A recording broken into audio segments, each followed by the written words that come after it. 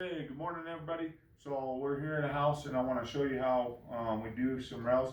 We've how we put cushion facings on rails. We've already glued new cushions on here. I'll do another video separate from this so that you can see how we do that. So one of the things that's really important is the tools you use, and I found out that Leatherman Wave is one of the best tools to cut cushions with. And what I do is I just lay it down here, or actually I do my first line. So I just line up my angle. You want to get a close up of that? I line up the angle of the cut, and I just I engrave the top of the cushion, then I lay it back, and I'll follow this engraved line down. And this does take practice. This took me years to perfect, man. So that's how I cut my rails with the Leatherman Wave, and that's how I cut my cushions. So I'm gonna do the other side real quick here, and we'll make another line right in the top, lay it down on its back, follow that line down and cut into the bottom of it, just kind of lining it up, and you get perfect surface there to glue your cushion facings on.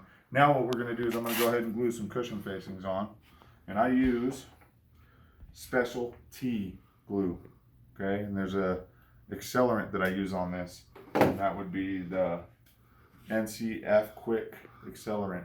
So I'll use that accelerant, and what I'll do is I'll take my glue and I'll just glue the outside edge of where the cushion facing is going to be. I'll glue the outside edge, especially this corner up here, okay?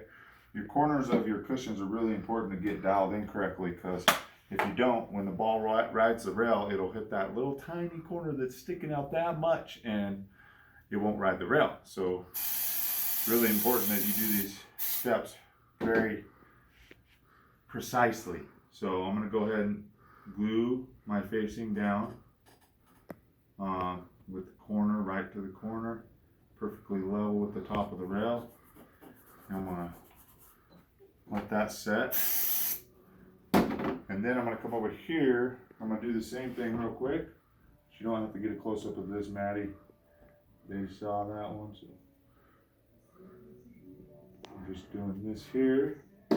Now I'm going to put my accelerant in here. Okay. And same thing, corner right to the corner of the facing right to the corner of the cushion, and perfectly level with the top. And I'm gonna let that set. I can use just a little accelerant if I want to. Now, it's always good to have tools, man. Good tools, okay? I stand by good tools, period, man. If you don't have good tools, you're gonna have a rough time. So when I cut my corner here, you wanna get close up on here. I got to make sure that this corner isn't sticking up higher than the edge of the cushion, because what happens? The ball rides the cushion and it hits the corner and it bounces out into the middle of the table. So when you cut these, you cut them level, you cut them straight with that cushion, and then you cut straight down. And they don't have to be perfect, man. I've done this for years, but as far as getting it right and making this table play right, you want to be precise, okay? It's about precision. It's about making this pool table play correctly. And now you can see the corner of this is even with the front of the cushion. The ball's not going to bump into it and roll out into the middle of the table, okay?